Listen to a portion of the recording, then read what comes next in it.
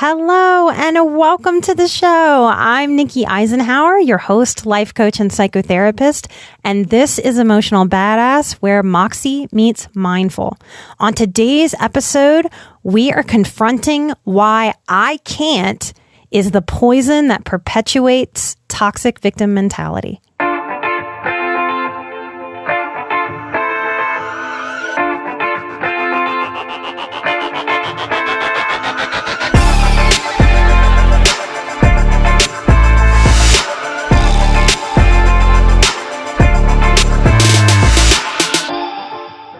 It's really important when I talk to you about victim mentality that we understand that when we've been victimized and when I've been victimized in my life, part of what has helped heal me is being able to really just sit with that for a bit, because we do get victimized at times over the course of a lifetime.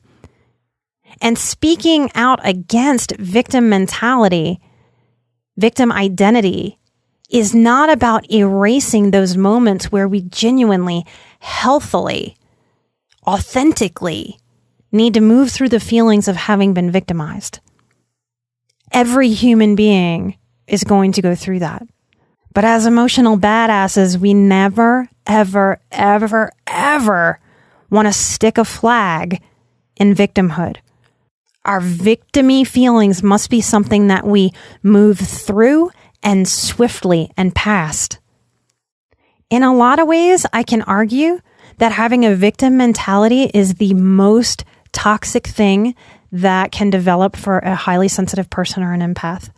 And I have a lot of empathy. We can all empathize with how a victim mentality develops.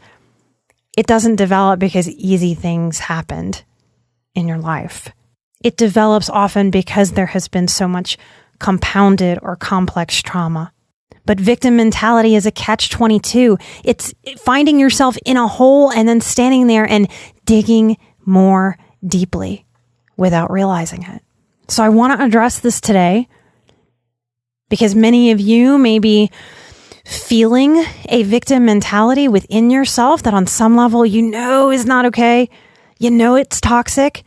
It also sounds very justified inside of us from our egos. That's why so much of our psychology is paradoxical. It doesn't make simple sense the way that it makes sense that if I've been hurt a lot, I'm going to identify in a victim-y way. That makes a certain amount of sense, doesn't it? So let's figure out how to not dig these holes. So some of you are experiencing this yourselves. Some of you have people who sit in victim mentality that are big emotional vampires for your life. So some of you are learning how to not be enablers of someone else's victim mentality. And here's where it gets really tricky and why it often takes some help from a professional to get our heads and our psyches and our souls around some of these dynamics. Because self-development, psychology, motivation, mindset, because a lot of this healthiness is in our common vernacular. It's in our common language. A lot of people who suffer from victim mentality and perpetuate it, they often have all the therapeutic buzzwords nailed down. So they're really good at sometimes talking the talk, but their actions don't follow that talk. And as HSPs with ourselves, we feel the ickiness of that incongruence. And we feel the ickiness of that incongruence in people that we love and people that we work for and people that are in our families. And that incongruence is right where the sickness sits. Often someone with a victim mentality will complain. And when there are solutions offered, they just don't ever pick up a solution. They're more vested in giving energy into digging their heels in right where they are just to get a sense of control than to open up to the possibility and to the hopefulness that things could feel better if they do things a little differently within themselves and if they do things a little differently with how they relate to the world. So these are some signs of victim mentality. Saying, I can't. There's so much more that we can do. And when we're saying I can't, what we're doing in that moment is making a choice that many of us don't realize it. In that moment, you just gave your energy to being stuck. That's the space where we dig the shovel in and dig it a little deeper. Put your energy into what you can do. All of us only have 24 hours in the day. Each time you say, I can't, you are robbing yourself of an I can minute, of a climbing out of the hole minute. There tends to be a nebulous they, some sort of force. They're bigger, they're stronger, they're more powerful. The nebulous they, things come easily to them and hard for me, is often the story that a victim is spinning. They feel picked on, not just by life, even by the weather. Their parades get rained on quite a bit, and they use that as proof of justifying standing in that victim hole. Another belief that develops in this victim identity scheme is I can't trust anyone. And every time I hear that one, I can't trust anyone, all I see is a little bitty kid whose best defense from being hurt has been to cross their arms over their chest and go, aha, I have the solution. I just won't trust anyone ever again. Does that resonate with you the way that it does with me? That is evidence and proof of the wounded inner child. That's just doing its best to try to not get hurt anymore. It makes sense, but it doesn't serve us. We have to learn how to shift that and let that go and grow that little kid part up to let go of that belief. There seems to be a sense of everyone's out to get me. Something bad is about to happen. The other shoe is about to drop. And of course, if we've had complex trauma, if we're suffering from PTSD, that's one of the symptoms. So if you think you have post-traumatic stress, and many of you, I don't want to overgeneralize, but many of you who have a list of disorders that you've been given by various different specialists that struggle to see you as a whole person, many of you just have post-traumatic stress. It's really important that you learn how to not dig this kind of hole. Another idea that seems to take hold for victim mentality is, why should I even try again? Why get up again? I'm just going to get knocked down.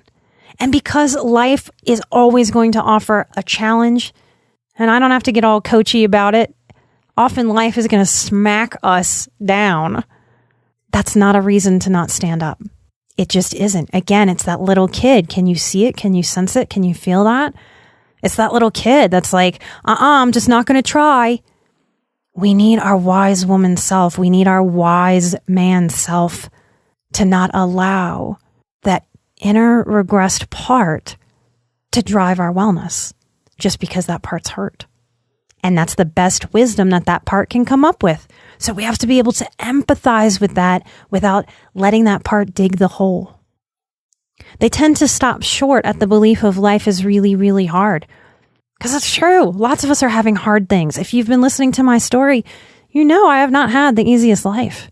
But if we stop there, we're so short-sighted. We're so one-sided. There's so much beauty. There's so much good. There's so much positive that is happening. In victim mentality, we restrict ourselves from allowing ourselves to see something other than the story we've learned and then participated in creating. And my favorite, this is sarcasm, my favorite victim mentality belief to have to confront is you just don't understand how hard it is. Life's harder for me.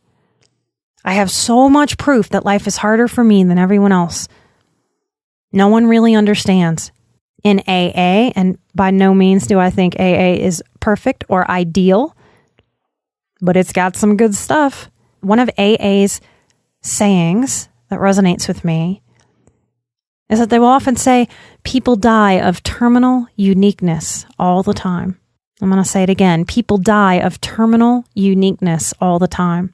What they're talking about in AA is someone sitting down with an addiction and sitting in a room full of addicts, and instead of connecting with, wow, how am I similar? What can I learn from these stories? That person sits in their victim mentality. That person sits there going, yeah, I'm listening to all these stories, and they sit there dying of terminal uniqueness, Nope, not me. Doesn't apply to me. I'm different. And they leave that meeting saying, that wasn't helpful at all. I'm not like any of those people. Another sign of victim mentality, blaming others or situations for feeling miserable. We can all play this game. There are always things to make us miserable. From taxes to the high cost of good organic foods and how unfair that is, to the pace of life, to the cost of cell phones, to the amount of homework children have. We must learn, we benefit from learning how to own where we are and how to shift. Acceptance is a powerful, powerful balm. But in victim mentality without help, often what someone tries to accept is very dysfunctional. They accept, I'm just in a hole. This is where I live. And that's what I mean by using some healthiness jargon to actually justify the victim mentality. So we do really need help with this. That's part of why trusting your healer is so, so important and powerful, to be able to connect with that healer. And none of us who have broken trust, none of us who have deep trust wounds is going to trust easily. So this idea of I'll do the work after I fully trust someone, doesn't it sound good? But it doesn't work. We have to be able to find not that black and white, I either don't trust you or I trust you 100%, but in the gray of this person feels reasonably trustworthy. I cannot let myself shut down. I have to try again and stand up. I deserve and am worthy of help. And I have survived everything I've survived. Therefore, I must be powerful enough to get out of this victim hole. I want to end in summarizing in a little saucy kind of way, because I don't think you'll forget it. Letting go of victim mentality, how does it feel? It feels like pulling our own head out of our own ass. And when we do, we realize it's not so dark and gross. Your pain is not your life. My pain is not my life. I would never, ever allow it to be. This is where I want that inner fighter to come out. I don't want your inner fighter to come out to fight that it's right to dig the hole. I want your inner fighter to come out for the light, to come out for lifting you up, for climbing up and out, for knowing and believing and practicing and getting strong muscles that keep your head in the light of day, that allow you the possibility to see what's beautiful in others, to see what's beautiful in yourself, to see what's worth growing. You are not going to find your purpose up your own ass, I promise. You are not going to find the soul care you need that way. If this show resonated with you because it resonates with you personally, or it resonates with someone that you love very much, stay tuned to future episodes. If you'd like a session with me, you are welcome to check my website. I sometimes take new clients, sometimes I don't. I keep the website updated so you can trust what that says. And you can book anytime I'm accepting new clients. My services are for those ready to live more fully, not just in thought, but in action. Soul care, self-love, it's not just thoughts. A big part of it is getting your thinking straight, no lie. But an even bigger part of soul care is becoming actionable for yourself. And it's scary. That's why we reach out to guides. You can do it. You have made it all the way here. All the way. And you have beautiful life ahead of you. You just have to let yourself see it. I hope today's episode helped shine light in some dark corners. And I hope you take a deep breath and you step out of whatever hole you find yourself in. I am an emotional badass. You are an emotional badass.